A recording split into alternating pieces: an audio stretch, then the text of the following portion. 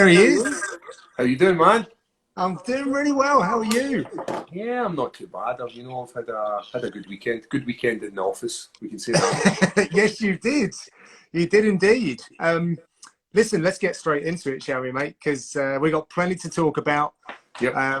We saw one another not that long ago, actually, back in March. So I want to retrace some of those steps as well. But oh no, he's buffering.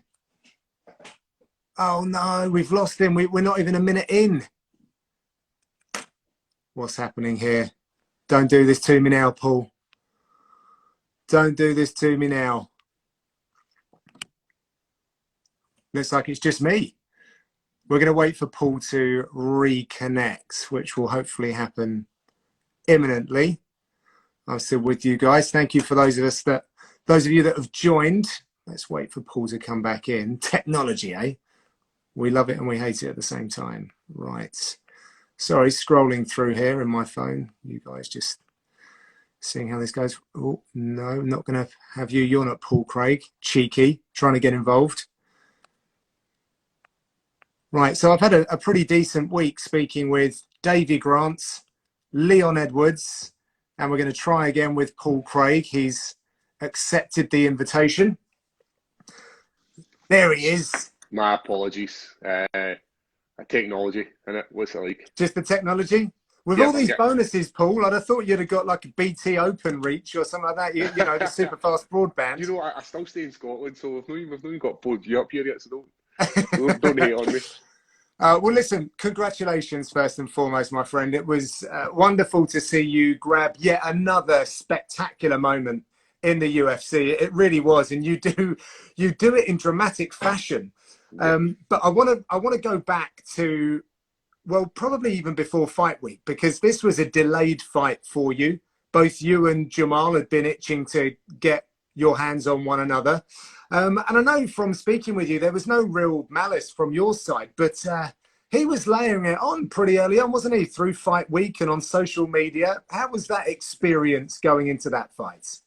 Yeah, you need to kind of filter all that out because, as I said, like, if you spend 6 months, because that's what the camp was, 6 months of being emotional about your opponent, it's draining. And if you're focusing on this kind of nonsense, you're not focusing on yourself, you're not focusing on your own development. And for me, it's just about you clock in, you clock out, and that's what it was for me. Whereas he get very emotional and he then had stuff to prove. And I do understand now what his issue was with me and what his issue was leading into the fight. It was more the messages he was receiving. He was receiving a lot of shit. He was receiving like some racist comments, some personal comments about his family, and like none of us condone that. None of us condone that in the world of MMA. It's a very respectable sport. It's two guys giving it all in the octagon, and as I said to Jamahal, they're only fans of mine. If they are acting that way, you need to conduct yourself in an orderly fashion in the world of social media, because it generally is a horrible place if you let it get on top of you. So you need to filter out the nonsense that comes in and sort of revel in the love that you get. Yeah, well, that's disgusting. First and foremost, to hear that. It's absolutely horrible. And I'm sure that you were taken aback by that as well. And I share in that with you. I thought that in mixed martial art, I mean, I'm not naive. I know that this exists everywhere. It's a problem in society. But I feel, as someone that's at the events, it's very much a celebratory environment. Yeah. I mean, I know he got booed, but for the most part, especially in Europe, maybe because we don't have so many shows, when you guys walk out, I feel like it's just cheers. And I feel that positive energy go through me. And sometimes we can forget about what goes on around the periphery of stuff. So sad to hear that. As you're saying, John, about that, it's not the fans. See the fans that go to the fights and goes to the show and watches shows religiously. They're the people, the most open-minded people there is. They don't care about what colour, what creed, what sex, what person you fancy or you want to be attracted to. They don't care about that. What they care about is the end product. And we see that in MMA, how popular female sports is, how we've got a female lesbian world champion. You know, we're a very open group. But the internet's one of these places where you just get somebody who just wants to throw spanners in the work. And as you're saying, it is disgusting. And they're no real fans. They're people who just thrive on hate and thrive on these environments. Yeah, yeah. Okay. Well, you know, I don't want to necessarily move on and put that to the side, because that wasn't great. But there's a lot of stuff that I want to celebrate from your Yeah. point of view, Paul. So, all right. Well, so there was a bit of needle going into this, and I love the stare downs. You know, I can't get enough of that. You and Iwan Kutalaba, like that was. I'm not saying that you two should fight, by the way, but the face off between you two guys, the face paint. That would be something. I mean, Yeah, how would you it would react to be that guy? intense. It would be intense, wouldn't it? You know, I love getting face painted up. He goes one step above me. Like, it takes literally a few hours to get that face paint off this one half of my face. He does the whole body. I have Yeah, no idea what his hotel room looks after he's done that weigh-in, but it would definitely be intense. And it's part of the pageantry, isn't it? That's where you get an opportunity to stand in front of your opponent. It's really the first time you're ever going to experience his emotion. You're going to feel his presence, and you're going to see how he reacts to that.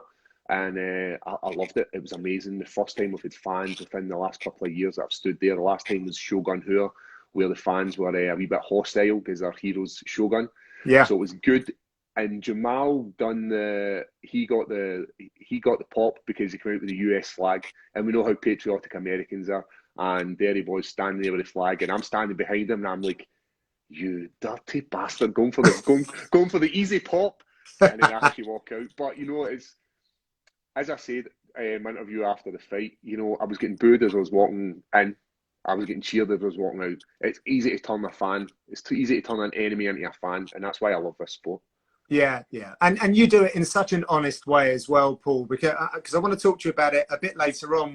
We don't really hear a great deal from you between fights. So what we see a shop front with your social media, I think, and we learn about you in the motions of battle, and you've got a fan base on the back of that, which is the most honest way of doing it. It really is. But I, as a jiu-jitsu practitioner, want to talk about that sequence, shall we say, because it's not just about the ending.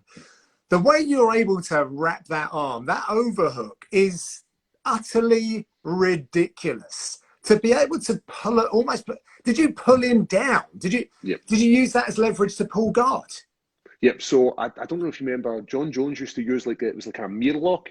It's Frank Mir uses this lock. Yeah. So And what like he a does, shoulder. yep, and it turns the whole body, and it basically makes you either put loads of pressure on the elbow, which hurts, or you give position up. And what happened there was, through me having a good solid overhook, I was able to drag him down, and he wasn't able to get back up. We've seen that where I was hanging off that one arm, like I was holding on there because I knew, right, you're in my world now. Let's see if you can swim. Like I'm no bad at the butterfly. Let's see if you can do the backstroke. Let's see what kind of stroke you're doing. And it just happened to be he was doing the doggy paddle while I was doing the butterfly. So that was Love that doggy paddle versus butterfly, and in true like high level jiu-jitsu, the playbook, you were attacking one arm, but yet you finished on the other. It was like it just you had it in your mind that step by step by step, and you know, a man of your size to be able to work the hips the way that you do, I bet you're mean on the dance floor. We'll get onto that as well. But the way that you were able to hyperextend it, and that the series, look, was that series something that you felt in the motion, or is it a go-to that you would normally use? You know, I'm very so for a long time I'd been like a purple, and obviously worked my way up the rankings of jiu-jitsu. But by the time I hit purple, I had this sequence. I had the ability off my back. It was black belt. Like, nobody could pass my guard. And if they could pass my guard, I was easily reclaiming it. And then it was looking for these submissions. And because I've got such long legs, good hip dexterity, and a good strong overhook, I was able to make this my own plan. Now, everybody that's come up against me are all thinking the exact same thing. I'll just defend that. I'll just pass his guard, drop some elbows, and this fight will be over.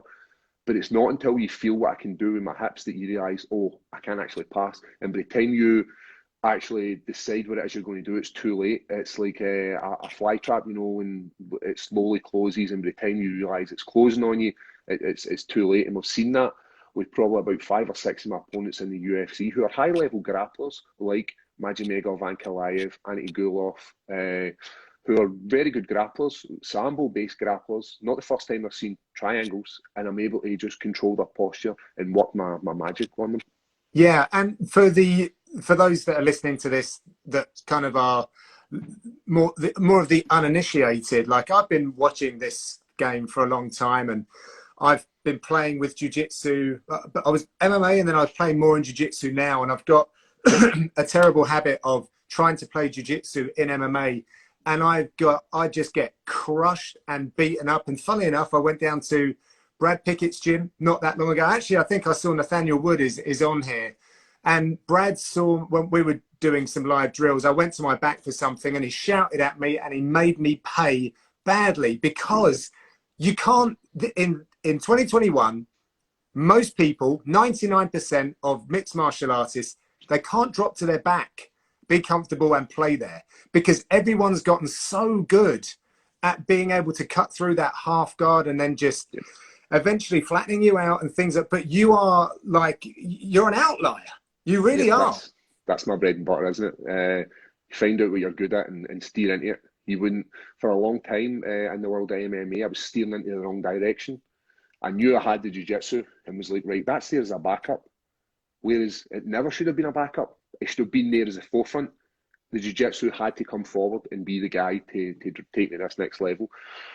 So being on my back, I'm even more deadly on top. Like, seeing I get in the top positions, I'm dangerous, but I just feel so comfortable in the positions. I think it's a style of jiu-jitsu that Brian teaches within the MMA classes of Scottish Hit Squad. It's attacking jiu-jitsu. You'll not see any of your MMA fighters looking to hold a position and can rack up points. We're looking to get the finish, and that's where if we lose positions, that's where we're going to lose them, because we're so attacking. We're an attacking team. But our jiu-jitsu team, obviously, work its position before submission. But MMA team, it's always submission before anything. Yeah. Okay. Well, you locked up a submission, and then you hyperextended his arm to the point where he lost all function of it. And if people haven't seen it, then it's R-rated, X-rated. Before you go dive into that clip, but like, talk through again. Like, I know that you've competed way more in MMA than jiu-jitsu, but if you break someone's arm in a jiu-jitsu comp or something like that, you probably automatically would let go, and you would. I'm sure the referee would be watching, but it's different in the octagon. And you showed how seasoned you were by hanging on to that arm. But were you surprised you were still hanging on to an arm that was now like you could pretty much take it home? It was at my hip. I'd locked that shoulder up, and his rear shoulder, when I locked up the armbar, and then I had went to the triangle, because that arm wasn't going to go anywhere. He wasn't going to tap anymore. But he never tapped when his arm gets snapped. There's nothing else I could do to him. He was going to go out in his shield. There was a point where if you watch it back, I lie flat on my back, and I hold my hands up, and I say something to the referee, and I was saying to the referee, his arm's broke. Referee was like, nah. So it was at that point where I either can rain down as hard as I can in his face and get this fight finished, or I can just touch him up and get the fight finished. I'm not one for seeing somebody wounded and getting in to hurt them even more. I don't get in from that. I don't get like this sense of, I want to hurt them even more. I don't like that. So it was a case of dropping some shots. They weren't heavy. None of them were fight finishing shots. They were shots to do a bit of damage and to let the referee see that he wasn't actually able to defend anymore. I stopped him from punching me a few times, because after that he decided he was going to come up and try and drop some haymakers into my face. But it was about getting that fight finished so that there was no damage, more damage done to him than what was necessary. And that's the way I run my jiu-jitsu in the gym or anybody else.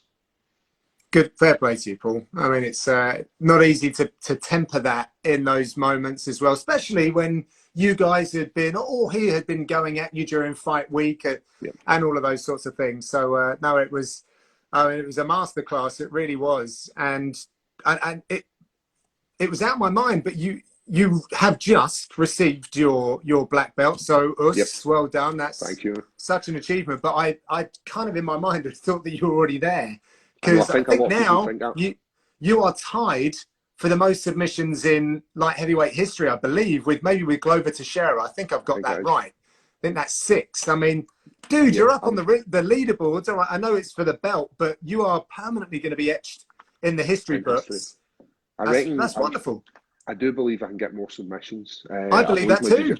I believe that I want to not just get like a couple. I want to be the guy that stands out. I want people to be like light heavyweight submission guy, and there's only one guy in their name. There's only one guy in their mouth, and it's going to be Paul Craig. I remember the big guy with the beard that could just pop out submissions for anywhere. I've seen him taking a bleaching and come back.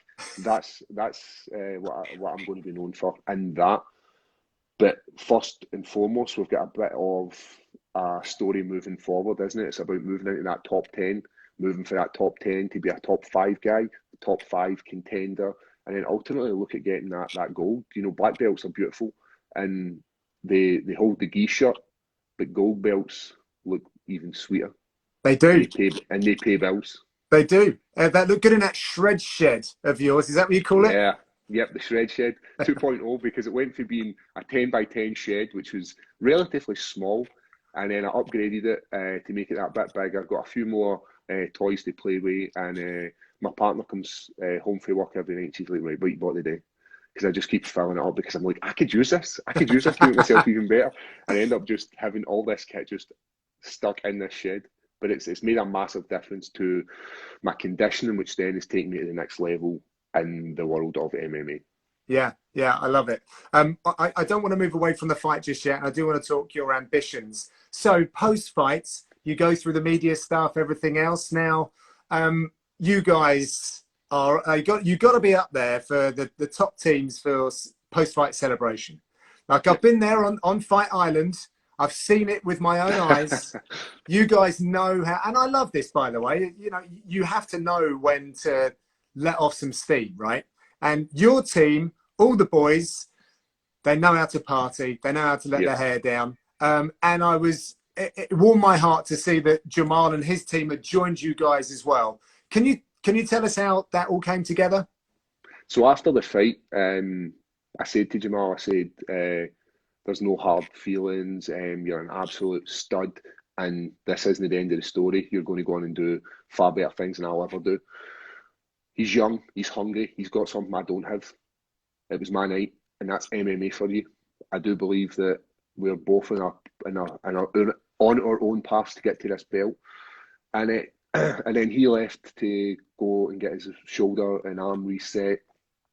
And we were back at the hotel having a few whiskeys, celebrating as you do. And his team come up to me and started speaking. Both jiu-jitsu coaches come up and said, listen, Paul, your jiu-jitsu is on point. We loved it. We loved the way you just dragged them to the mat. And they were so confident in their own ability as jiu-jitsu coaches and spending the full 6 months preparing for me, that they were like, we couldn't believe that you pulled him down on top of you and then you just went to work. Everything we worked, you just made it look, it was like knife cutting through butter. You just done your own thing, and nothing we had shown Jamahal worked. And he was like, as jiu-jitsu practitioners, it's beautiful to see. And that kind of thing I love about the sport. It doesn't matter if you hated each other 6 hours ago. When it comes to martial arts in the purest form of combat sports, you appreciate it no matter what level it is. If you're knocking a guy out like the amazing ninja kick at Fight Island, or you're submitting people and getting amazing submissions, we appreciate good people who are good at their sport. So from that, we started having some dialogue. You know, we were talking, bought the guys a few beers. They said that Jamahal was coming back, and I said, listen, I would love to share a beer with him. And started speaking to him. Turns out he's one of the nicest guys you're ever going to meet. He is an absolute gentleman. And I said to him, you brought out the best in me. That unbeaten, scary Jamahal Hill brought out the best in me. You were the guy that made me get up early and work twice as hard because I knew I was coming after you. So he then returned the favour and was like, listen, you've taught me something that nobody else can teach me. And he was like, I really appreciate it. So it was like this kind of mutual respect. And I think that's what it's like for anybody that goes to battle. If you hold grudges, then this isn't a sport for you. You need to let bygones be bygones, move on to the next chapter in your life. And that's what it was. And then a couple of hours later, we're in a nightclub and we're having a dance competition. Of course you were. where else are you going to have a dance competition unless you're in America and the dance floor just creates a circle around you and everybody starts clapping and you just start dancing. Brilliant. And I felt like an old man when I watched back and see the pictures because I'm losing my hair a wee bit and not a wee bit, a lot. And I'm just not a young spring chicken anymore. I'm just I'm the guy that stands out in the nightclub because I definitely shouldn't be there. Yeah, listen, Paul, you got to own it. You got to own it. Yep. And I'm Dad sure you dancing did. at his best. Was he now? I've, as I said, I had the pleasure of having a couple of sherbets with you one time, and it affects your balance. You go toe to toe with the Scottish lads, and you're going to be a little woozy. So how did the boy hold up? Was he able to pull off a few moves, or did you get that whiskey down him and he had nothing for you? So what had happened was we ended up in the after party for Adesanya, and there was loads of bottles of proper 12 whiskey. Right. Now, it turns out I was in the middle of the dance floor, nailing this bottle of whiskey myself. And then I started hanging about with Jimmy Manoa, and then I get Jimmy Manoa drunk, and then we ended up out in the street drinking more whiskey. And the next thing I know is I'm waking up in my bed, and Brian's like, "You all right, mate?" And I was shocked. I was like, "Why are you in my room?" And he's like, "I had to take you to bed." I got a phone call for the UFC, and I says, "Right." And you were downstairs sleeping out in the pavement. What had happened was a limousine drives up, kicks me out it, and I'm just sleeping in the pavement. And it took like 3 people to get me in a wheelchair and drag me back up to the room. This is what I mean. Listen, if you're going to have a night out, this is how you have a night out. I'm afraid I just, you sadly, I'd love to get to that state, but I'm not man enough to go all in to get that way. I was 100%. And another 10% was lying in the path. Like, it took, as I said, 3 people, because I was a dead weight and 100 kilograms, and they're trying to lift me up onto this wheelchair to get me up to bed. So, as all Scottish people do, we love a drink and we love to go out in a blaze of glory.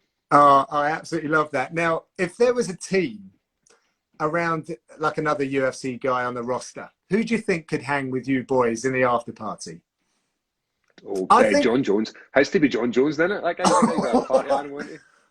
Controversial. I mean, I'm not going to comment on that, of course. We're only sipping whiskey and a couple of beers, man. He's taking it to that next level.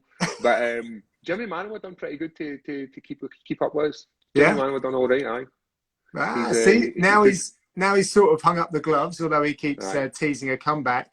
He's got that resistance in him now, hasn't he? He's got that resistance back.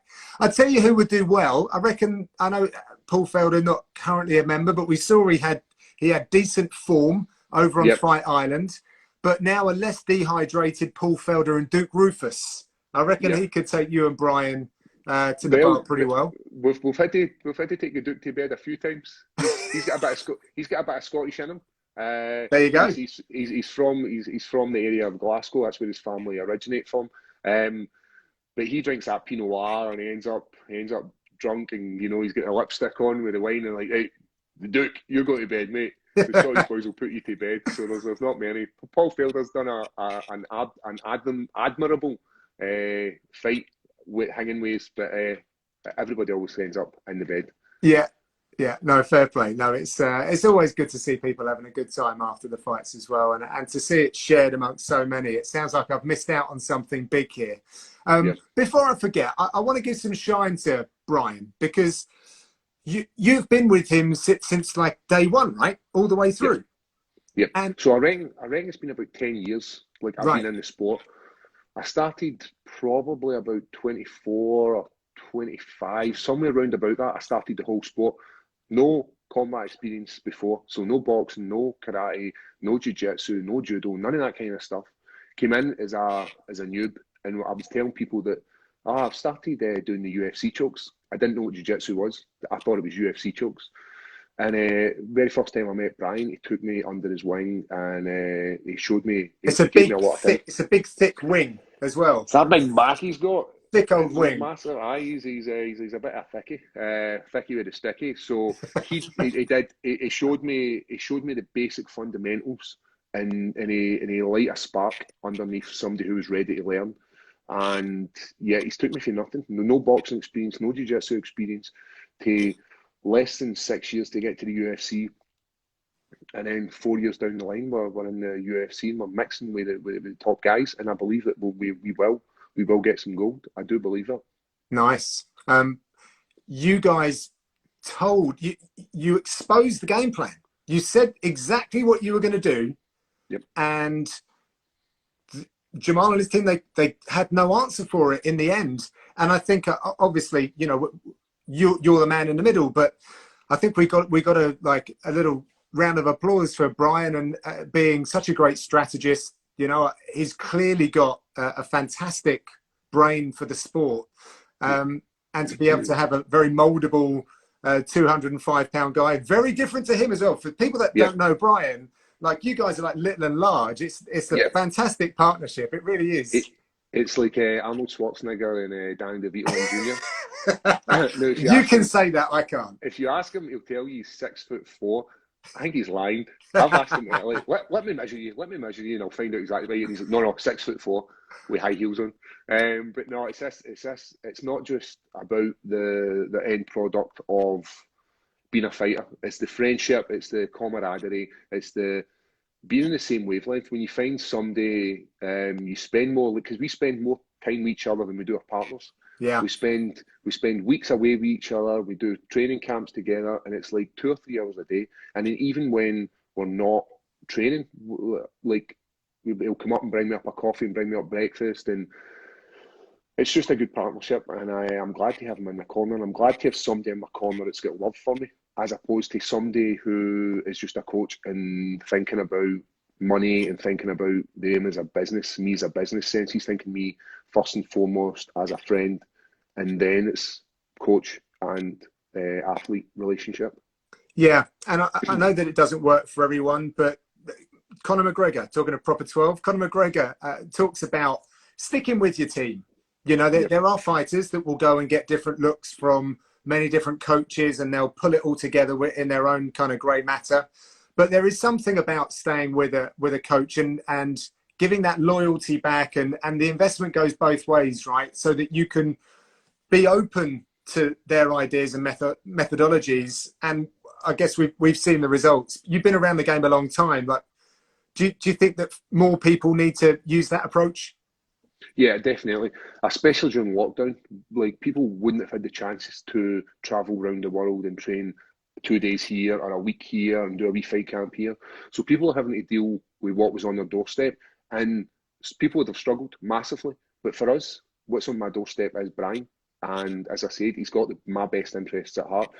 And if I win, he wins. So it makes sense for him to give it that 100% rather than just being another coach and being like, right, I'm the striking coach or I'm the grappling coach. It's no, he's the coach, and he's like, no, everything has to go through me. If I don't think this is a game plan, then it doesn't work. And I know he does bounce off other people as well, and he'll have professional dialogues with boxing coaches like Lawrence Murphy, like jiu-jitsu through Marcus Nardini. So he'll have these personal discussions. But ultimately, when he gets a game plan, it's 100% him. He's the guy that's like, no, this is what we're going to do. And it works because we knew we didn't bait the back cross from Jamahal, but we knew it was coming. And he flings this back cross, and he drilled it so many times. And when he's holding pads for me, he was moving like Jamahal Hill, and he's holding his hands way up high to kind of mimic. And all my training partners are doing the exact same. So yes, I've got Brian there who's making a massive difference. But there's also people in the background who help out. You've got a guy in Mark McGoldrick who is not a fighter.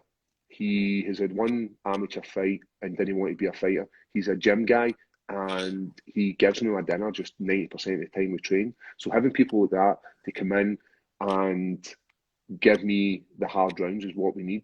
And then from that, people are coming up to train with us. Like, we've got Mickey Parkin, who's an up-and-coming heavyweight in the UK scene. We've got Phil DeFries, who's the KSW champion.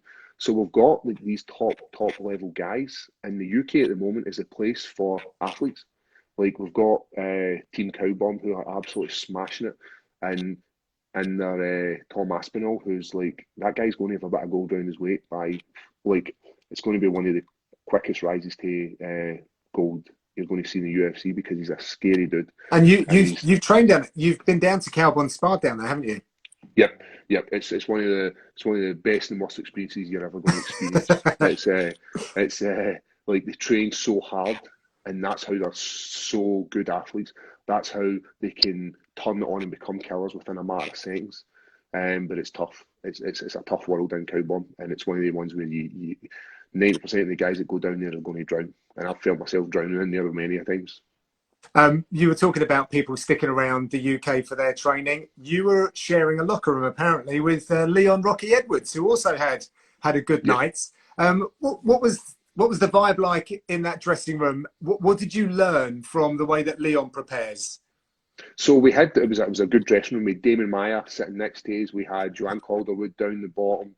We had, as you're saying, Leon Edwards as well. And it's good just to see how calm he is. He's like a storm. You know, it just starts to build up that wee bit of momentum, that electricity comes, and then all of a sudden he walks out into that octagon and he's an absolute killer. So it's the calm. He's so calm. That's what I was taken aback. Whereas you get people who are quite not stressed, but people are marching up and down. People are running through their procedure. Whereas he was just taking everything in his stride, being nice and easy, breezy. It was beautiful to see. And well, he tipped his cap to you, saying how he was watching you guys drilling the very technique that won you the fight, and he's kind of blown away by that. So yeah, it's nice to see, I guess, other pros, other guys on the scene, how everyone does stuff. I know that you guys are very open-minded, of course, going, with Coach Brian allowing you to go to these different gyms. Yep. It's and from someone like an MMA stakeholder in our region, to see you guys all coming up and sort of supporting one another is very cool as well. It's one of these things where we should all be kind of working for the greater good of the UK MMA, because for a long time we didn't have many guys in the sport. For a long time we were underrepresented, and just now we're starting to see how we're going to work. There's going to be more of coming through, and we're not coming in as just wrestlers, or we're not coming in as just kickboxers. We're coming in as a whole package, dangerous athletes in mixed martial arts, the whole package. So I'm proud to be part of this wave that's coming in the UFC with the UK scene. Yeah, very exciting times indeed. Now, I asked this question to Leon as well. It's been a minute since I've been in front of a live audience for a UFC event. And if no one's been to a UFC event, there is nothing quite like it, if I'm honest. So many reports of how it blew the roof off over there. Let me know what it was like. I've got withdrawal symptoms about these live fan events. I was exactly the same. You know, that way, as I said, it was a way back in Brazil in 2018, November 2018, the last time I fought in front of a crowd. And it gives you this charge. It charges you up. It's like when Hulk Hogan used to march around the ring and he'd get all the energy. That's exactly what it's like. And I remember walking out, and even the boos, you can still hear cheers and you can still hear some love in there. But see me getting in the octagon and Bruce Buffer does his thing, the place just erupts, and it's electricity. It's electricity. And even before that, we had fans at the weigh-ins as well. The ceremonial weigh-ins had fans, and this is a sport for fans. Yeah. This sport should never be behind closed doors. Yeah. It should never just be a filming. It should never be that. It needs fans because it makes the sport so much better. Yeah, if I'm honest, like I don't disagree. I love it. Everything we do is the fans are the most important aspect of all of this, right? You guys and the fans. But when I compare it to other sports, nothing quite works as well without an audience as much as mixed martial arts does. I mean, I haven't watched a great deal of boxing, but I think there's still aspects to it that we enjoy, especially someone in my position. I can talk about, I can hear the cornering, and I know the fans are hearing that as well. So, you can't get over the fact that you need fans, though.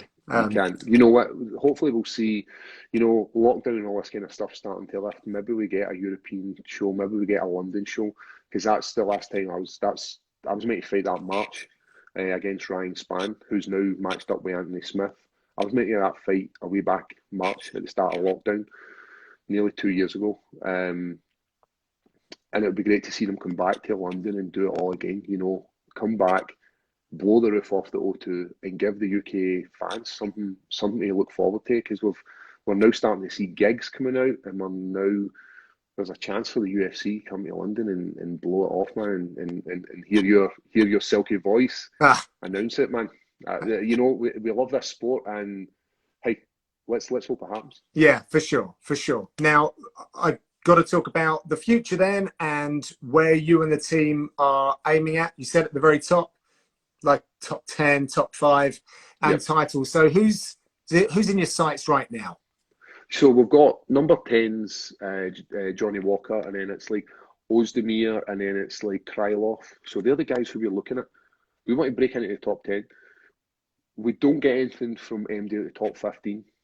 That doesn't progress us. It's just, that would just be like a payday. That would just be turning up to a fight with no purpose other than getting a win. So we want to aim high. As I said, we wanted that Ryan Spann fight a way back March before lockdown had kicked in. Anthony Smith's been interested in fighting us as well. Very, very interesting grappling match. He's got good jiu-jitsu. Yeah. He's a very good striker. You know, how do I fare? How can I hang with him?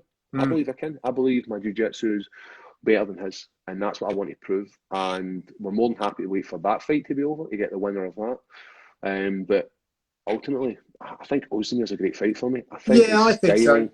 Yeah, I mean, guys fought for a title. You know, there's a lot of value that you could take from fighting Ozdemir. I think, as you say, did you say that he's already matched now? And yep, he's matched with Spann. Right. Okay. Well, I mean, what an opportunity for Spann. But you know, Smith is now, after his last win, is really like creating a line at the top there. So I know we've missed we keep missing these great opportunities through fights, and that was 6 months, as I've said, that we trained for Jamal, and in that time we could have had 2 fights. But when your boss tells you they want you to fight this guy, you have to fight the guy that's in front of you and not overlook them. So we tend not to be like, right, when we beat this guy, we're going to go this way. So it's pretty much after we've sat down and had a good chat, myself and Brian, be like, right, what's the next step for us? Yeah. We will ask the UFC for one of these fights, but the UFC can come back to us. Mick Maynard can be like, no, we've got other plans for you. We love you being the gatekeeper, and you're going to stay in this role. And ultimately, I don't get a say in who I fight, but I do want to progress. And MD that the UFC put in front of me, it doesn't matter if it's top 10, top 5. I've got a goal in my head, and I want to get it. So it doesn't matter who they put in front of us. We're going to stop them. This term gatekeeper, how does that make you feel? You know, it shouldn't be a bad thing. It shouldn't be a bad thing because it pays my bills being the gatekeeper, and it allows me to live a dream. But if I'm being honest, I want to be more than just a gatekeeper. And if the UFC want me to spend another 4 years grafting, then I'm not going to get that chance, because I do have a plan of getting out of the sport before I turn in my 35. But by the time I'm that age, I don't want to be taking unnecessary damage for nothing. So that's ultimately what I've got.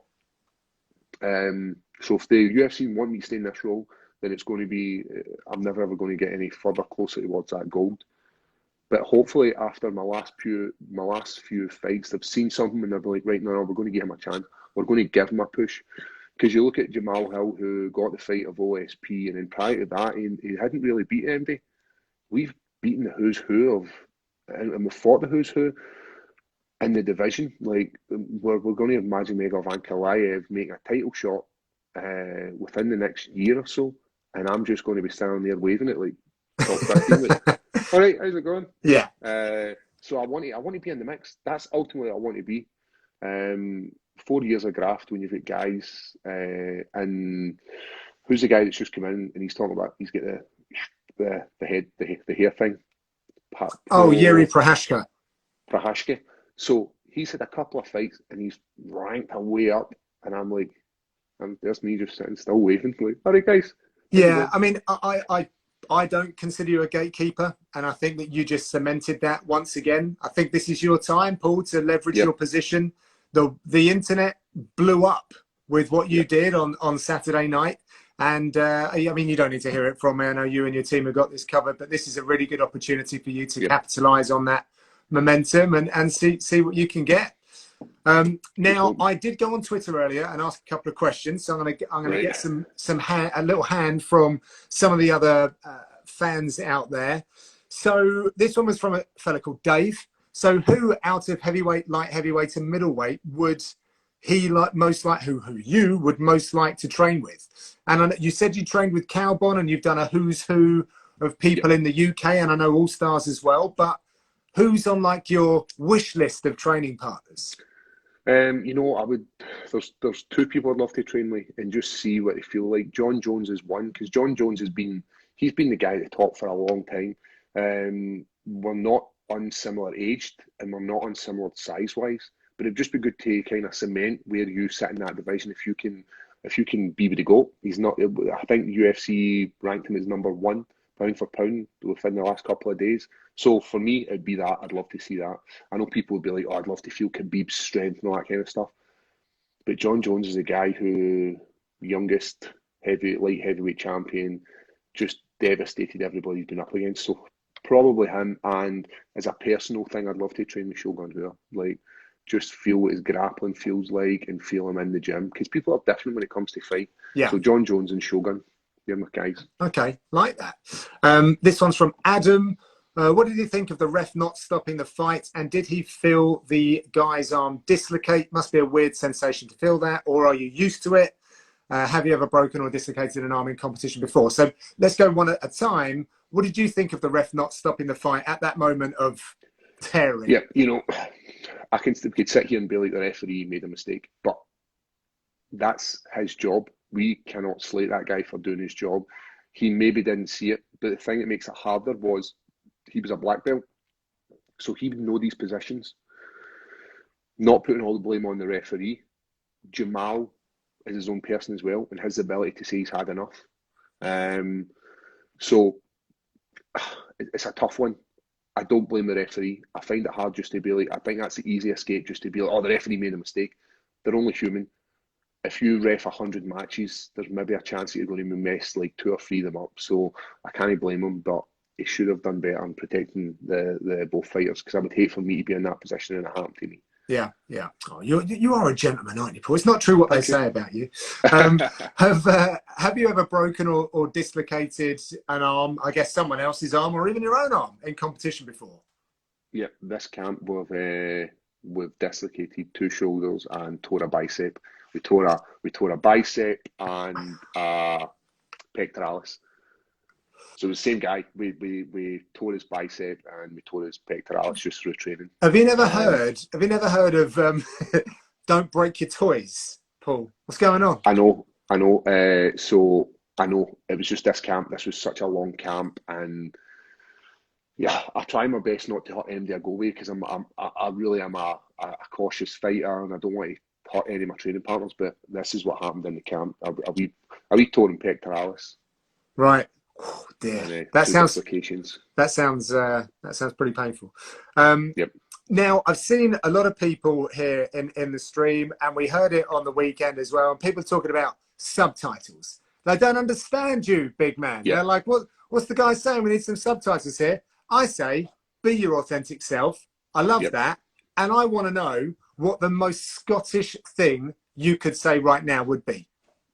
So when it comes to subtitles, you know what I should do? I should start speaking in the Sean Connery. You know, he had that fake accent. It was Scottish, and he would speak like this, so people could understand him. And I think I would maybe get away with it, you know, speaking to all my fans out there. So I think I would need to go with that. But a Scottish phrase, there's so many of them. We love dropping the C-bomb. That's our guy. We love the see you next Tuesday word. Gotcha. And we use it as a sign of endearment. This is like a nice word coming from a Scottish guy. So if you're in Scotland and somebody calls you that, then it's a nice phrase. But the most Scottish phrase, it's a tough one. You put me in the spot here. I should probably have like a wee phrase book and pull it out. Nah, you've stumped me. I'll never forget that. What was that dance that you guys had to learn at school? That blew my mind. So all Scottish kids in primary and high school, we have to learn social dancing, we call it, and we learn proper dancing for bagpipes, fiddles, you name it, and it's the Gay Gordons. The Gay Gordon, that's it. Yep. Brilliant. That blew me away. We won't go too much into that, so people can look it up. But I like that. So every kid in Scotland knows the Gay Gordons. I guarantee you, it's mandatory. It comes up to Christmas time, and every kid has to learn how to do social dancing, and I love it. Not only that, as a young guy, you know, you're a bit shy dealing with the women. Right? So having the opportunity to Not hold me. another I female don't know what you're can, talking about, but but you like carry on. I was definitely, I used to be like, end up dancing with the teacher, and it wasn't even a girl, it was a guy, and he's spinning you about because nobody wanted to touch Paul's old sweaty mitts. Love that. Love that. This is a really good question, actually, Liam. Thank you. Who would your top 3 jiu-jitsu fighters in the UFC be? Has to be Damien Maya, has to be number 1. Yeah. I like Damien Maya. Let's go BJ Penn. I liked his style, and George St. Pierre. I Okay. know George isn't an out and out jiu-jitsu guy, but I liked his style. Yeah. Very cool. Very cool. This one's from Kean Bailey. Does he think he will bring a title home? You know, we've seen Marvin want to be the first Italian guy to win a title. I want to be the first Scottish guy. I wasn't even the first Scottish guy in the UFC. I want to have like some sort of legacy, being the first Scottish guy to bring in some gold. That's what I'm looking for. I'm the first Scottish guy that's broke somebody's arm in a fight. Like So it? I'll take all the things that go along with the first Scottish guy. Nice. Okay. Ben Hislop. Who does Paul believe will be his hardest fight in the division? I reckon it'll be Glover. I rate his jiu-jitsu. I know you just asked me my top 3 jiu-jitsu guys. I rate his jiu-jitsu for MMA. I like how he grapples. I like how heavy he is, his top pressure. I think that'd be a really interesting fight. But I just think I'm a wee bit younger and hungrier, and my record against Brazilians is pretty good. Right. Okay. Paul versus Brazil. This one's from E, just simply E. So good he just needs one letter. One letter. Which submission has he not gotten in the UFC that he would like to? You know, I had been training a lot of leg locks with Jimmy Gal, so I would love to get like a heel hook just to cement like I know my leg lock game as well. It's a beautiful for anybody that doesn't train it, they should train it because it's beautiful to add to your game. It opens up so many doors, and that's what I thought I was going to get on Saturday night. I dreamt about this. So many different variations of the heel hook. Is it not really challenging though to protect your head whilst going for that? Because if you can take a leg, a heel in the wrong position, and people's defense will be to smash you in the face. But there are ways in which you can protect yourself to take the leg home, right? Yep. So it's like anything. It comes down to who's better at that one position. Now, if he's swinging shots, it's already over if he's worrying about actually trying to punch out a submission. It's one of the worst things you can do. So as long as you focus on your actual ability in that moment and don't worry about like, oh, I'm going to take a few shots. Yeah, you're going to take a few shots. You're going to take a few shots in any position. I've seen that way when I fought in Fight Island and I had the triangle locked in and my opponent's dropping fists, bust my eye open, took some heavy shots. And the same at the weekend. I was in a position where I was getting some hammer fists, I was getting some punches, but you've got to tap, you've got to get that submission locked up and put him to sleep before they even get the chance to punch you. Yeah, yeah, okay. I look forward to this one. I look forward to it. People are telling me that I've got questions in the feed. Oh, I have. I've got loads here. Oh, what are you going to spend your bonus on? I like that. I'm not a guy who loves to waste money, so there's nothing that I really need or nothing that I really want. So probably my kids, treating them to experiences. I think it's one of the best things you can do for a kid. As a father and as parents, all I want to do is give them opportunities, not buy them stuff like, oh, you want a new phone, you want the best shoes, you want the best jeans. That's not what I want to give them. I want to give them experiences, like taking them places, letting them see some of the wonders of the world. For me, that's something that I wish I'd experienced a lot younger. I came from a working class family and I understand that not a lot of people get that opportunity. I'm in a position where I can give it to my kids and allow them to experience the world and allow them to experience different cultures. So it's probably going to have to be that. Love that. And you are someone who always signs his name for those international fights as well, right, Paul? So that you can go and collect some of those memories and a bit of that culture. Yeah. For me, this is not about anything. This is not about finances. This is about if I can make enough money to see my next fight camp and to travel the world. That's all I want to do. Experience different stuff, and I enjoy the sport. And this is a sport that allows me to do it. And I hear a lot of people complaining about money. Go and get it. go and get it. If you want to pay the big bucks, go and get it. Show the UFC, show everybody around the world that that's what you are and that's how much you earned. For me, I don't need money. I just need experiences. Take me to Arizona, take me to Vegas, allow me to see some of these stuff that I would never ever see as a kid from a relatively deprived area. And what was your kind of favourite thing that you saw or experienced in Arizona for this trip? The pavement. Lying passed out. No, I enjoyed going to my first baseball match. It's an experience. But for us, it's rounders. They're playing rounders. It is, right? That's what they're playing. And it's a game of rounders where the guy who's flinging the ball is really good. And nobody can hit it. And everybody just keeps getting put out. That's what it was for me. So getting to see the Diamondbacks against the Los Angeles Angels was beautiful. And experiencing heat like that coming from the UK when we say, oh, it's a hot one today, innit? It's not really. When you're in Arizona and it's sitting at 40 degrees and you like step out into the sunlight and it's burning your skin, you're like, oh, that's what sunlight's like. That's what sun is. I've never felt that before. So it's nice just to experience different cultures, different, like the way people talk, how people are actually interested in hearing a Scottish guy. People come up and talk to you. You don't get that in the UK because everybody's heard Scottish people, but in places like America, they want to come up and they want to have dialogue with you, and it's memories in it. I remember we were in Minneapolis and we're in a shopping centre, and somebody comes up and he stays, like his family's literally from 10 minutes down the road from me, and I just find that amazing that people in America love the Scottish. Scotland as a nation, it's beautiful. Yeah, that's very cool. Listen, mate, I'm taking up a lot of your time here, so I'll wrap this up pretty soon. But I think it'd be remiss of me to wind this up without getting your thoughts on the chap. Like, I know equally as nice a guy, Jan Blachowicz, top champion. But if you guys were to meet in the octagon, how does it play out? So I watched some of his fights when I done some of the research from him fighting Adesanya, and I tend not to watch a lot of the people I'm going to fight against.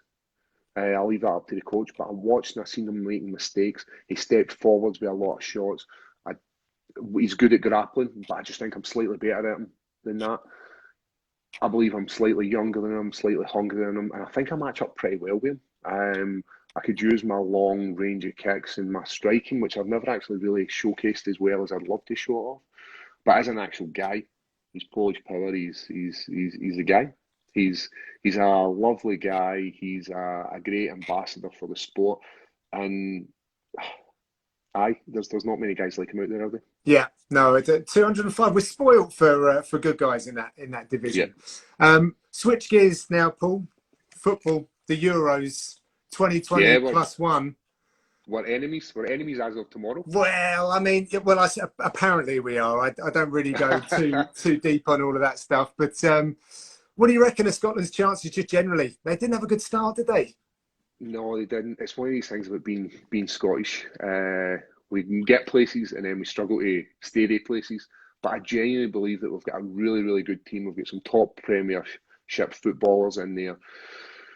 And I think the first game's never really a good game for any team unless you're France or you're Belgium and you're going in absolute tears. And I think it takes a wee bit of time just to kind of bed in.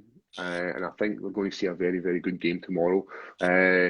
I think it's going to be a lot closer than people are expecting because England has got one of the best teams in the actual full of the Euros. And it definitely doesn't pain me to say that as a Scottish guy going up against England. They are the guys. They've got the best of the best, the cream of the crop. But sometimes too much of a good thing doesn't really gel. Yeah. And that's what I'm hoping is going to happen tomorrow. And I'm hoping Scotland are just going to be the underdogs, dig deep and just be scrappy Scottish footballers that's what I'm hoping as a Scottish fan. I'll be watching it, man. I'm a big fan of Kieran Tierney, of course, being an Arsenal fan. Guy, yep. And I know he knows you guys at the gym as well. Yep, he's been down there training with us. He's very good friends with Chris. He still stays in contact with Chris.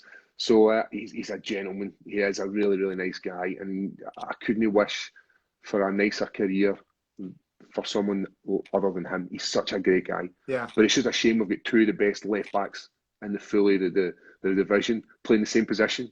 Like we've got Andy Robertson and Kieran Tierney playing the same position. So somebody's not going to get to play in that position. Yeah, So yeah. it hurts me. Yeah, yeah. Well, that's yeah, it's the name of the game, isn't it? And I'm going to drop another name in here because he was shouting your praises. Danny from the script. Like this Yeah, guy's what a been legend he down. is. You've done a little training with him. Yep. So we've had the who's who of who in the Scottish Hit Squad. The gym doesn't look much for the outside. It doesn't even look anything for the inside either. But what we've got is we've got a lot of love for MD once they come. And Danny came in, and first and foremost, his striking is frightening. By the way, Yeah. like he can actually bang. I know he looks like this handsome guy who sings and swoons the ladies, but he's a savage. And hitting pads, watching him, he's got some. And maybe we'll see him making a wee kickboxing or an MMA go at it. That's what I'd love to see. I'd love to train him.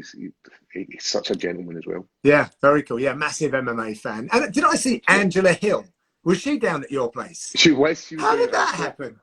Yep, her partner's Scottish, and they were over at Christmas. Of course. And they had come over, and then we'd done some training. So yep, as I said, we've had the who's. We've had Frank Mir in drinking iron brew in the gym.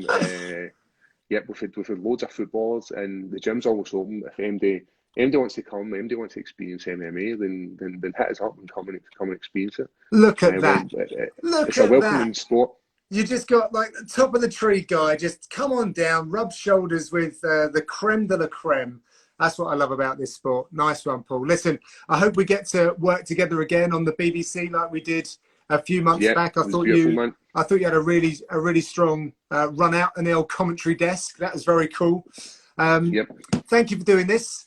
Best of luck going forward. No, thank you for your time. I really appreciate you actually getting me on and getting my story out there. It's thank you for the victory lap. Yeah, listen. One day I'm going to come up to Scotland. You're going to show me around. We'll bring a camera as well, so the world can see what your neck of the woods looks like. I've been up there a little bit. We did some stuff around a castle, but I'm sure that Cope Bridge and the surrounding areas has a lot more to offer.